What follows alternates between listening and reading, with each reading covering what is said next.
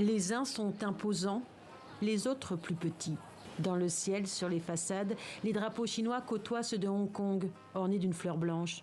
Aucun effet d'optique, seulement la réalité. La province aurait-elle tourné la page de son passé ?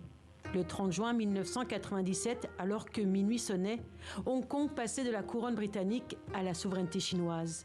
Il y a 25 ans. Lui est venu exprès en train grande vitesse. Xi Jinping s'est rendu à Hong Kong pour les célébrations. Il faut dire que l'anniversaire compte beaucoup pour Pékin. Dans un passé récent, Hong Kong a dû faire face à de graves difficultés et a su relever les défis à chaque fois.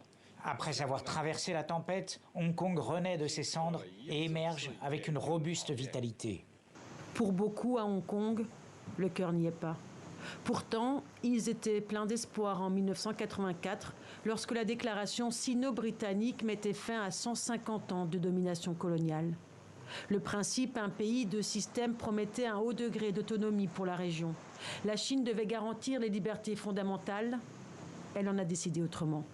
La loi sur la sécurité nationale imposée par Pékin en 2020 a réduit à néant les rêves d'émancipation.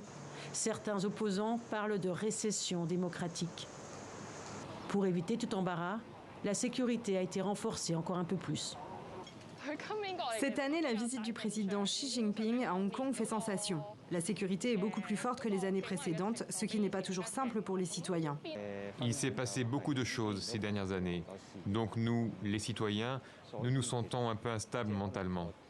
La ville doit conserver une certaine autonomie jusqu'en 2047. Après, nombreux opposants ont perdu tout espoir de faire un jour évoluer le système.